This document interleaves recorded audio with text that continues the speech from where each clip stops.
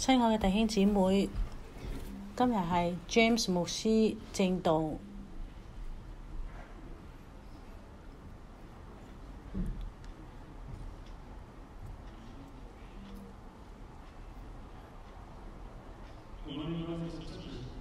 早晨，弟兄姊妹們，早安，願你哋平安。對每一個父親講，父親節快樂。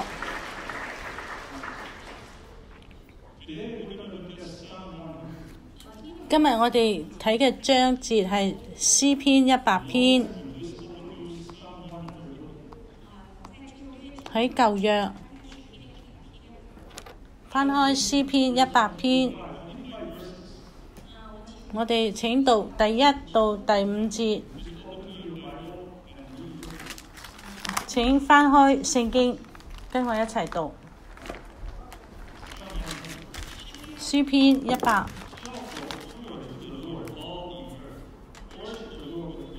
普天下當向耶和華歡呼，你們當樂意侍奉耶和華，當來向他歌唱。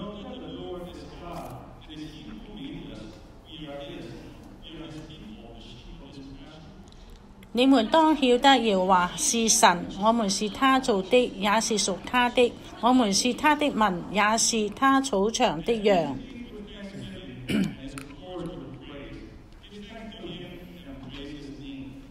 當稱謝進入他的門，當讚美進入他的院，當感謝他，稱頌他的名。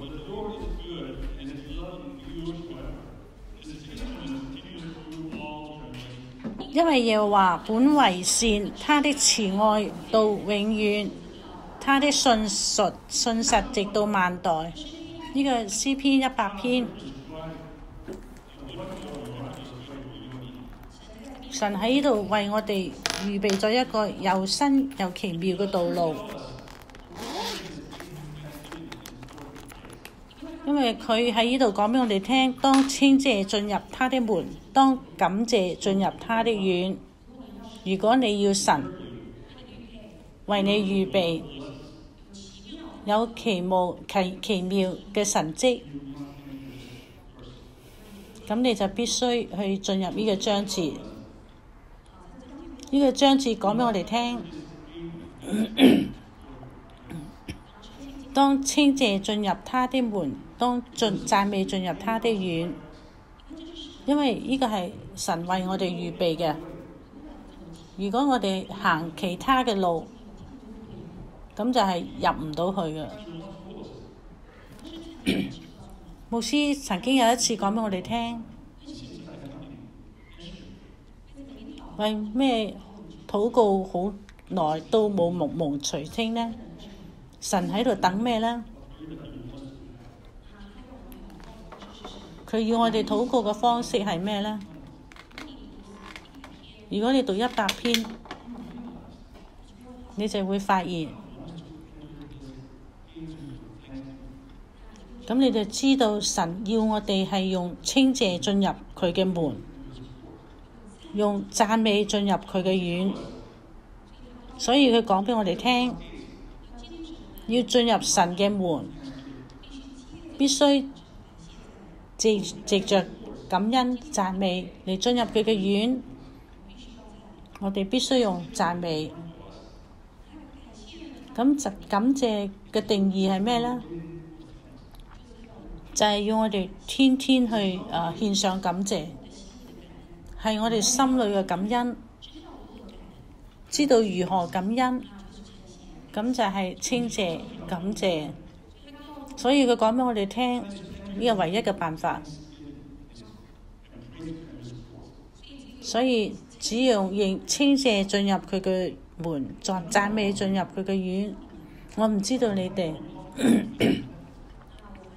我發現我哋冇常常咁樣去用呢個方式，所以我哋冇辦法去進入。所以神喺度等候你同我，要進入他的門。我哋唯有嘅辦法，只有用感謝進入佢個門，讚美進入他的院。呢個係讓我哋進入去嘅一個鑰匙。等我哋進入去嘅時候，我哋就可以得到。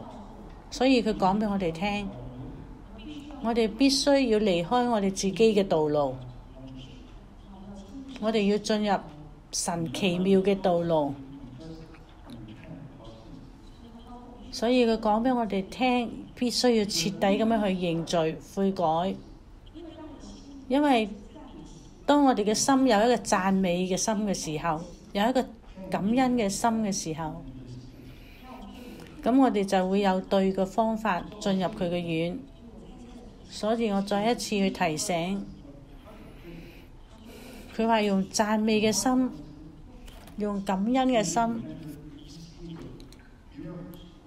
咁我哋就可以進入呢個神蹟嘅門。咁我哋如果係讀到呢個詩篇100篇嘅第2節，所以當你樂意侍奉耶和華，就當來向他歌唱。所以嚟到教會，嚟到佢嘅面前，就好似依家我哋就要舉起我哋嘅手，用喜樂嘅心去讚美我哋嘅神。因為你要神為你創造，神係好愛我哋嘅，佢要我哋凡事亨通，所以佢非常在意我哋係點樣去敬拜佢。所以有啲人以為話神好在意佢哋唱歌唱得好，其實神唔在意，但係神要我哋從個心底去向佢歌唱，用感謝、用稱謝嘅心向佢歌唱。所以我哋舉手去稱謝佢。所以我鼓勵弟兄，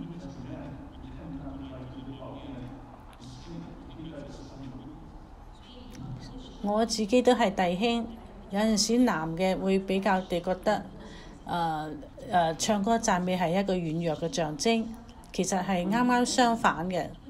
因為當你舉手嘅時候，神已經預備要祝福你㗎喇。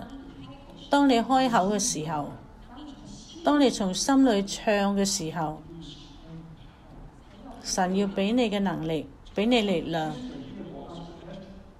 所以喺呢度，讓我哋能夠進入嘅方式，就係要稱謝進入佢嘅門，用讚美進入佢嘅院。所以答案就係沒有稱謝，沒有讚美，就冇辦法去入到佢嘅院。冇讚美，咁你點樣進到入佢嘅院呢？冇辦法進入佢嘅門同埋院，就冇辦法得到神嘅祝福。所以詩人喺呢邊詩篇100篇講俾我哋聽。所以佢話：當普天下當向耶和華歡呼，當向耶和華歌唱，當樂意侍奉耶和華，當向佢歌唱嚟到佢嘅面前。因為神要祝福你，所以千萬唔好懷疑。當你嚟到聖殿，當你舉手嚟去敬拜神，神就喺呢度嚟祝福你敬。所以佢喺度講俾我哋聽，讓我哋以一個敬拜嘅心嚟到神嘅面前，用感恩嘅心嚟到佢嘅面前，用嘴唇嘅獻祭感恩。神一定為我哋創造，因為神係好喜悅我哋嚟到佢嘅面前嚟去敬拜讚美佢。當我哋用呢個喜樂嘅聲音嚟讚美佢，係因為我哋要進入佢嘅門，因為舉起我哋嘅手。主耶穌基督，我感謝你，因為你為我釘喺十字架上，你釘喺十字架上，你應許我得到平安。主啊，你已經應許攞開我所有嘅咒詛，所以我有全然嘅平安，亦因着你嘅鞭傷，我可以得到完全嘅醫治。主啊，我要將一切嘅稱謝、感謝、讚美你。主啊，我哋讚美你，我哋用感謝、稱謝進入你嘅門，奉主耶穌基督嘅名祈禱。神特別喜歡我哋咁樣嘅禱告，因為呢個係個稱謝嘅禱告。因為當我哋咁樣做嘅時候，咁我哋知道感謝嘅能力係從神而嚟嘅。當我哋有咁樣嘅讚美，咁樣有一件事就會發生。咁你嘅心就自然咁去湧出呢個字嘅讚美，將稱謝歸俾神。所以我哋要特別嘅注意，我哋嚟到教會，我哋得到了嗎？我哋嘅心真正有出稱謝神嗎？我哋有冇從心裏去充滿感恩呢？呢個係我哋必須要學，讓我哋去學習去操練。所以喺《使徒行傳》講俾我哋聽，一齊嚟去翻開《使徒行傳》嘅第16章。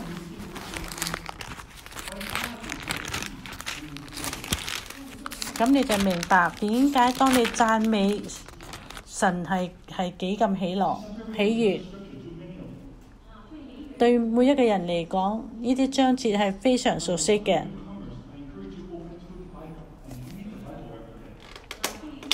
對於一個新人嘅人，我就鼓勵你哋天天打開聖經，天天去讀聖經。讓我哋翻開《使徒行傳》第16章。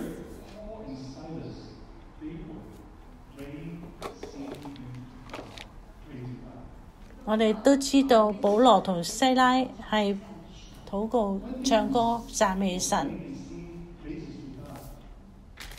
當佢哋唱歌讚美神嘅時候，咁神嘅同在就降臨喺佢哋嘅當中。點解神會垂聽保羅同西拉嘅禱告呢？讓我哋翻開《使徒行傳》第16章25節，我哋一齊嚟讀。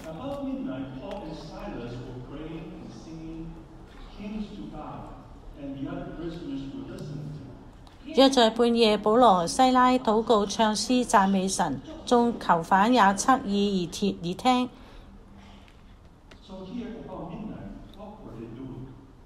呢度講俾我哋聽，喺半夜嘅時候，保羅同西拉佢哋係做乜嘢呢？所以呢度講俾我哋聽，禱告唱歌。呢度係講俾我哋聽，佢哋喺度唱歌讚美神，因為神非常喜悅我哋讚美佢。咁因住佢以讚美為寶座嘅神，佢唔立定寶座喺埋怨嘅當中。當我哋喺埋怨嘅時候，佢就唔會立寶座喺我哋入邊。所以我哋要注意，以色列以讚美為寶座。我哋翻開詩篇63篇，我哋詩篇63篇係大衛嘅詩篇，係你同我嘅榜樣。喺呢度，大衛王佢如何喺聖所當中得到神嘅祝福？佢講俾我哋聽，佢為我哋做咗一個非常好嘅榜樣。咁我哋翻開詩篇63篇。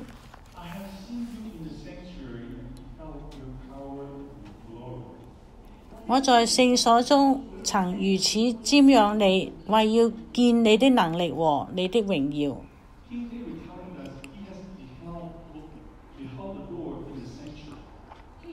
所以大衛王喺呢度見證講俾我哋聽，神嘅聖所當中，佢係親眼睇見神嘅榮耀同神嘅能力。因為當佢進入神嘅聖殿，就係要遇見神，就係要睇見神嘅榮耀同能力。所以喺我哋嘅聖殿嘅當中，當我哋進入聖殿嘅時候，我哋必須要好似大衛咁樣嘅心態同態度，讓我哋進到去聖殿就要安靜我哋自己嚟尋求神，嚟敬拜讚美神，因為呢度係佢講嘅。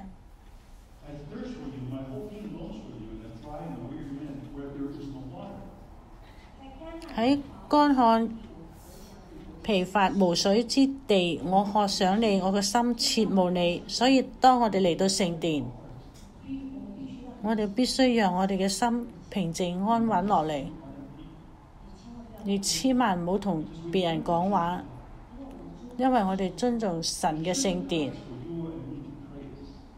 聖殿就係讓你同我敬拜嘅地方，唔係講一啲閒話嘅。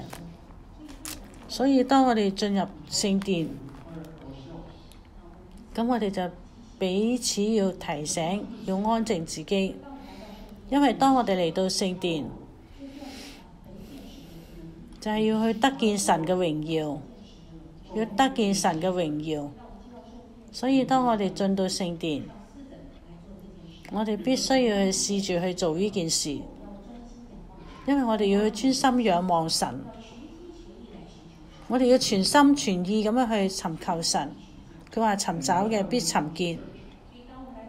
所以當我哋嚟到教會，當我哋全心全意咁樣去專注喺嘅主嘅身上，一齊嚟舉手祈禱。主耶穌基督，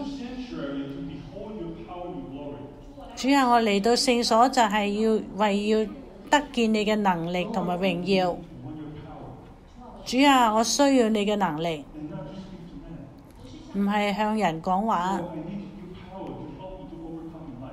主啊，我哋需要你嘅能力嚟去勝過我人生遇到嘅一切，試過我嘅懼怕，勝過我嘅煩惱。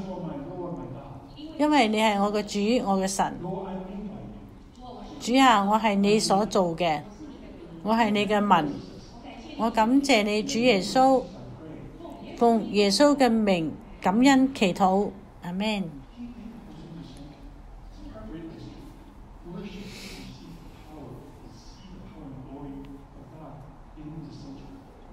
所以大衛王佢嚟到聖所嘅敬拜讚美，就係要得見神嘅能力同榮耀降落嚟。所以我哋嚟到教會就係祈禱，我哋要得到佢嘅能力同榮耀降臨喺我哋嘅身上。教會係一個聖潔之地，亦係神垂聽人禱告嘅地方。千萬唔好覺得你嘅禱告神唔垂聽，千萬唔好讓撒旦去欺騙你，講俾你聽話你禱告咗你咁耐，神都冇垂聽，禱告冇果效。所以呢度藉住嘅章節使我哋明白，我哋知道如何進入佢嘅門，就用稱謝，係用讚美進入佢嘅院。如果我哋用讚美進入佢嘅院，咁有一個讚美嘅門，即係我哋必須要去讚美。我哋絕對唔可以用我哋嘅脾氣，亦唔可以用嫉妒，亦唔可以用埋怨，因為佢係冇作用嘅。就好似今天朝早嘅敬拜，我哋要同神講話，我哋要讚美你。主啊，我嚟到呢度嘅目的就係要敬拜你。主啊，我哋係為你而嚟嘅。我為你係為你講道。我所做嘅每一件事都係為咗你，因為我係你所做嘅。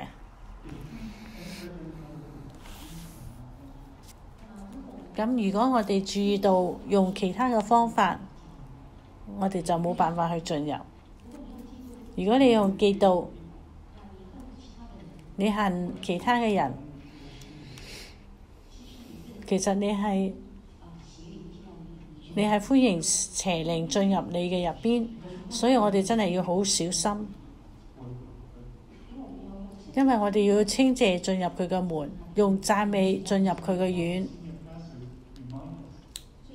所以今日嘅主日牧師再次講俾我哋聽，每一天哪怕是1分鐘，1分鐘並不多，一天只有7分鐘，用1分鐘嚟去唱詩讚美神。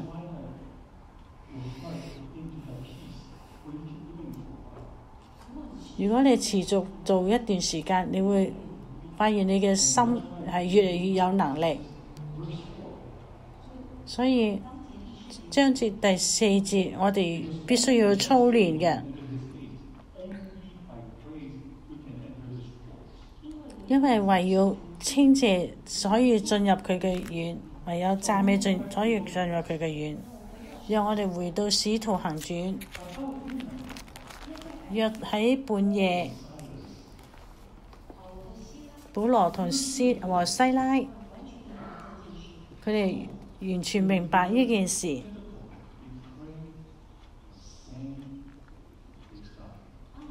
當佢哋面臨困難，佢哋就係禱告、唱詩、讚美神。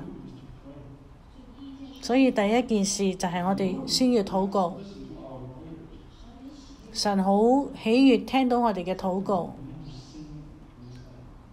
第二點，我哋必須要唱詩讚美，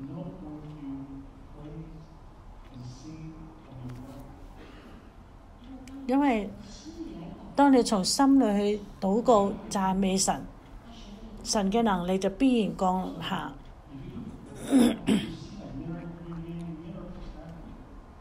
如果你讀到《使徒行傳》，你就會發現《使徒行傳》入邊充滿咗各樣嘅神蹟同奇事。我哋翻開《使徒行傳》一齊嚟讀。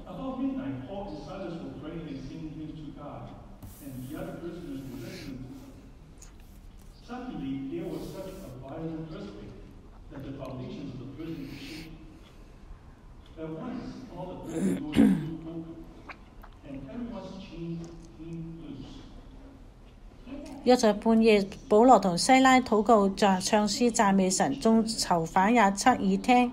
突然地大震動，甚至監牢嘅地基都搖動，監門立即全開，眾囚犯嘅鎖鏈亦都鬆開了。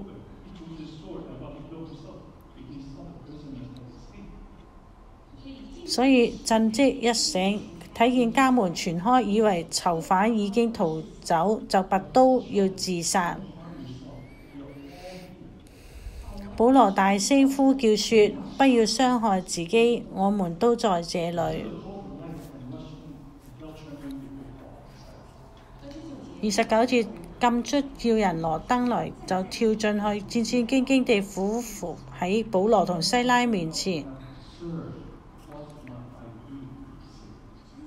30節，又領佢哋出嚟講：兩位先生，我當怎樣行才能得救，才可以得救？31節，他們說：當信主耶穌，你和你的一家都必得救。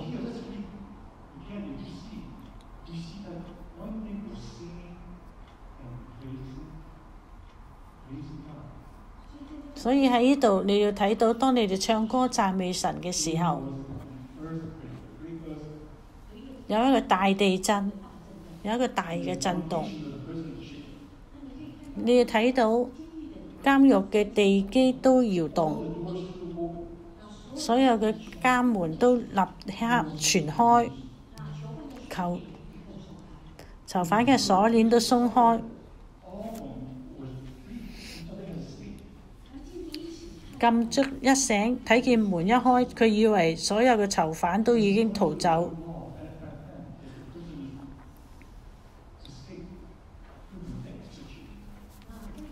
咁樣喺以前喺羅馬嘅律例，如果監獄嘅門打開，囚犯都離開呢，嗰個禁卒就會被審判，就受刑嘅。但係保羅話我哋都喺呢度。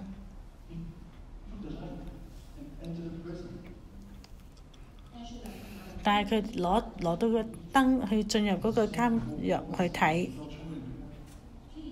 所以佢哋立刻戰戰兢兢地俯伏喺保羅同西拉嘅面前。所以立刻佢就問保羅同西拉：我哋當如何行？保羅回答說：保羅講俾佢哋聽，當信主耶穌，你和你一家必然得救。所以當夜呢，嗰啲禁卒佢就釋放咗佢。所以你同我可以睇得到一個讚美嘅人，嗰個神蹟就會臨到呢個監獄嘅裏邊。當神蹟臨到，能力降臨，恩膏亦都臨到。所以佢講俾我哋聽，當我哋舉手讚美喺聖殿裏去禱告，我哋千萬唔好懼怕。講俾你哋自己聽，講俾我自己聽，唔好害怕。我哋需要信心，千萬唔好懼怕。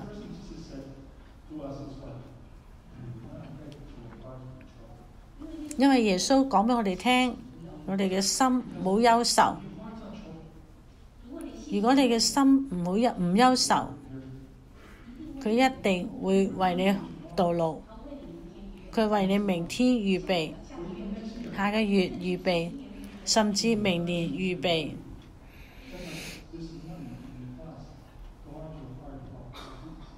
所以你要做嘅就係好似今日朝早主日學講俾我哋聽，保守你嘅心勝過保守一切。如果你嘅心充滿懼怕，如果你嘅心有懷疑，舉起你嘅手，咁你就宣告主耶穌，主耶穌，你為我而死。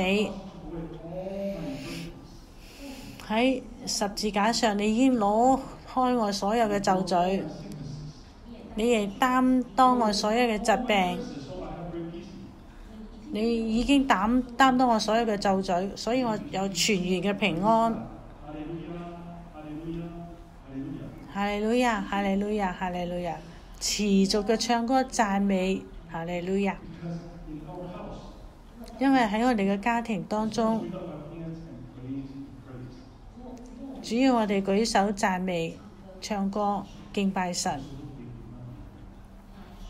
咁絕對唔好害怕，神一定會幫助我哋，佢一定會幫助我哋，因為神嘅道路、神嘅話都喺度預備等候我哋。所以當你嚟到聖殿，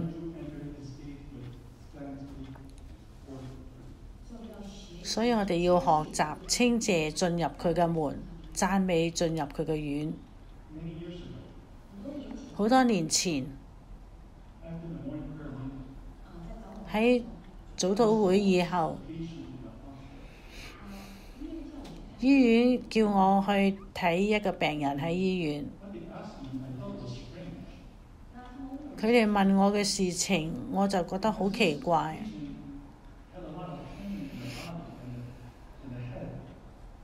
因為呢個人佢嘅身體好多疼痛、並且嘅頭亦都好痛。咁好多嘅醫生睇到嘅病人都唔知道究竟發生咗咩事，所以佢就打電話講俾我聽，叫我去睇嘅病人。咁我就開始祈禱，我話主啊，呢個同我平時做嘅唔係咁一樣。主啊，你要我做乜嘢？你要我無論你要我做乜嘢，我一定係順從，因為我知道你為我預備神蹟。所以當我去到醫院嘅時候，我睇到呢個婦人呢，佢非常之疼痛，喺哭叫嘅當中。佢個女兒就企喺佢個旁邊。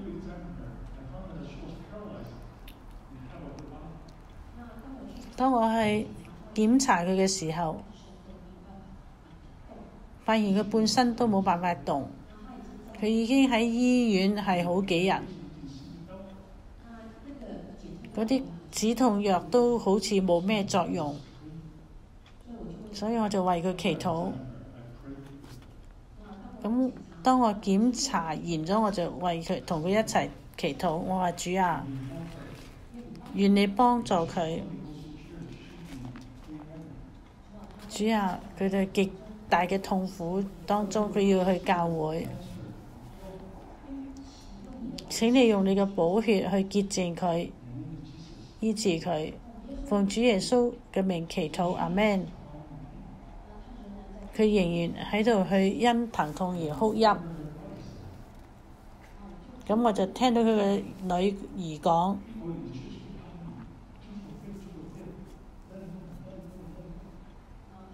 佢嘅女兒就講話，我聽到教會嘅人同你講話，要你快啲去饒恕，去放手。然之後佢就話：我唔可能，我唔可能，我唔可能。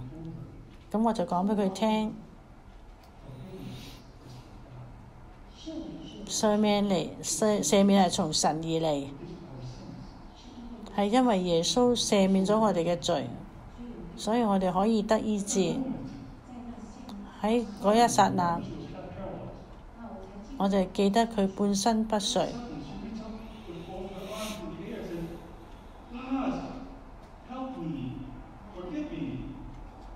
佢就突然舉起佢雙手話：主啊，赦免我，醫治我。佢嘅女兒就完全嘅目瞪口呆。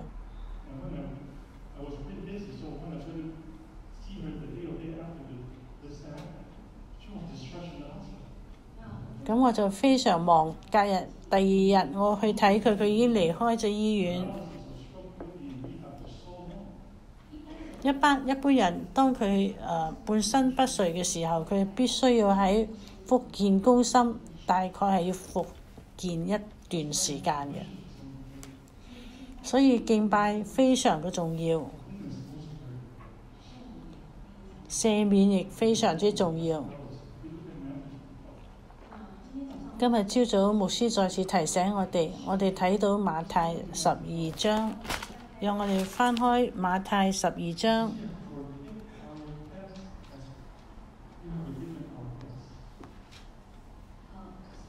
赦免我哋嘅罪，如同我哋免咗別人的罪。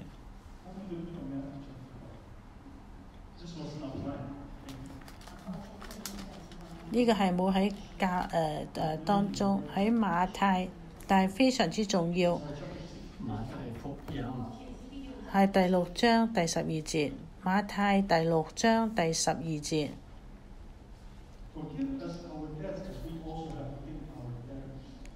赦免我哋嘅罪，如同我哋免了別人的罪。如果你要神免你嘅債，但係首先你要免別人的債。當你免別人的債，神話係嘅，我都要免你所有嘅債，係非常非常之值得嘅，係非常值得。唔單止係你嘅禱告亨通，神可以祝福並且係祝福你嘅家人，所以神喺度等候，佢係等候我哋認罪悔改。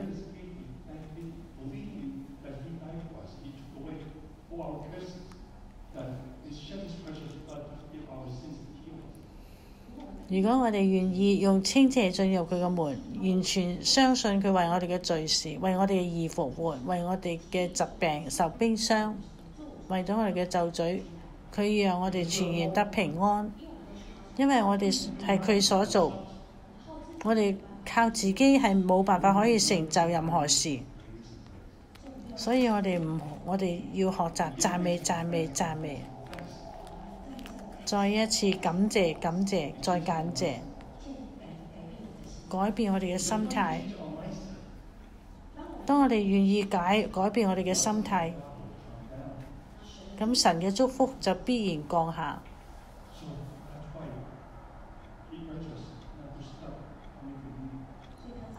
所以佢再一次鼓勵我哋唔好停止聚會。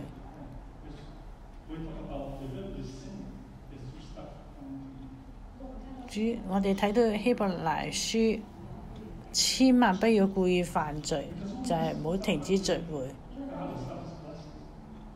因為當我哋停止聚會嘅時候，神就停止祝福。所以唔好心裏憂愁，唯有將稱謝歸俾神，讚美神。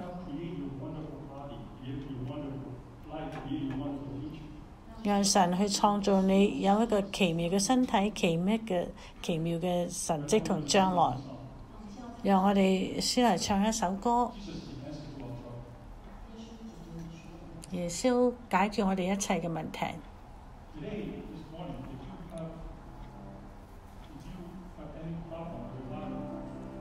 今日朝早，如果你有啲咩問題，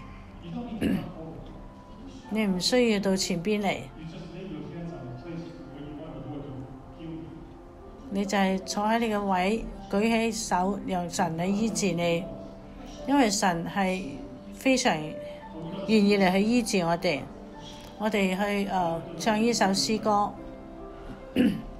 我哋一齊祈禱。你的問題，有你多為一切憂傷。復活嘅救主，最大嘅醫生，哈利路亞！我主，我王，耶穌能解決一切的問題，耶穌能安慰一切憂傷，復活的救主，最大嘅醫生。哦，哈利路亞！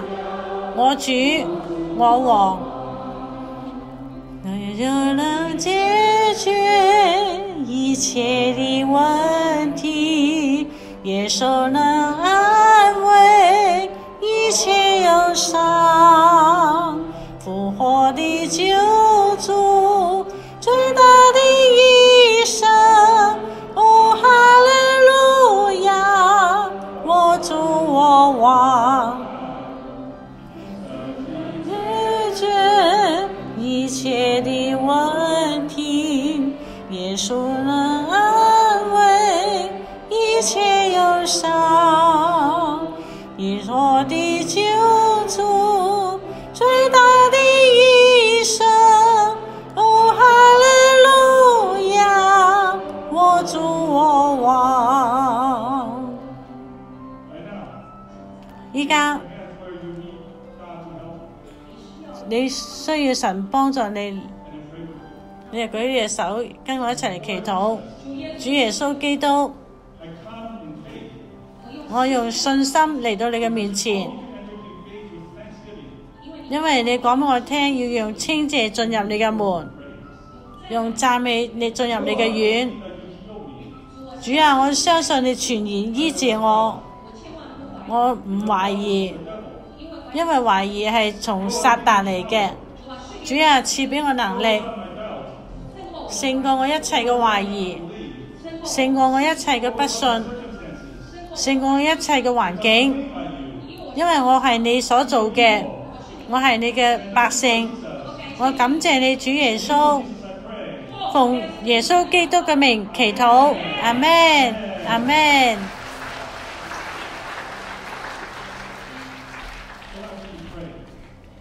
所以當你禱告之後，有啲人你真係得醫治啦嗎？你就笑一笑，你就講多謝耶穌醫治你同我，奉主耶穌我為你祈禱，阿們。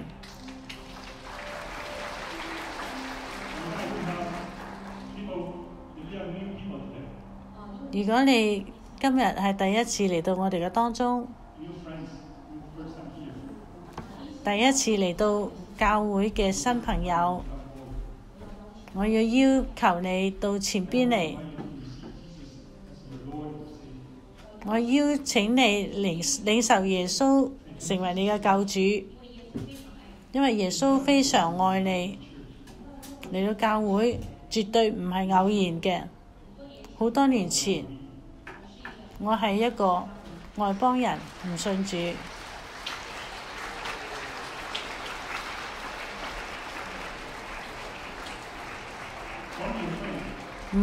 千萬唔好懼怕。當你走出嚟嘅第一步，神已經預備要祝福你。好多年前我未信主，我喺東部，就世界上嘅一般人，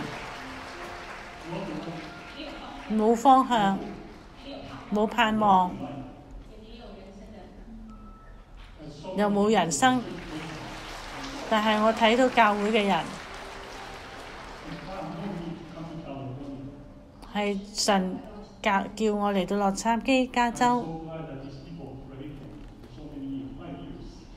我好感謝好多人為我禱告5年，所以千萬唔好灰心，持續去禱告，因為有一日你會睇到你禱告嘅果效。所以我嚟到教會，神將我嘅人生完全翻轉過嚟，亦改變咗我嘅生命，讓我認識主耶穌嘅偉大。所以我要邀請你哋，你哋知唔知你今日好蒙福？你要揸住呢個祝福，又揸住主耶穌，我相信你，因為你幫助我喺呢個人生好困難嘅當中，因為你會將我嘅三觀去改變。雖然我個困難像高山，你會為我預備，所以我可以有平安當中去行走。跟我一齊嚟祈禱，閉上你嘅眼睛。主耶穌基督，我嚟到聖殿，嚟到你嘅面前，我要相信你係我嘅救主，我嘅生命嘅主。主啊，我承認我係一個罪人，我需要你嘅幫助。我全然相信你為我嘅罪死，你會俾我一個新嘅生命、新嘅盼望、新嘅道路。我感謝你，主耶穌。我要持續咁樣嚟到聖殿嘅當中，嚟去相信你，亦都因你嘅名嚟去受洗，所以我更認識你。我感謝你，主耶穌，奉主耶穌基督嘅名祈禱，阿們，阿們。神祝福你哋。你哋可以返去。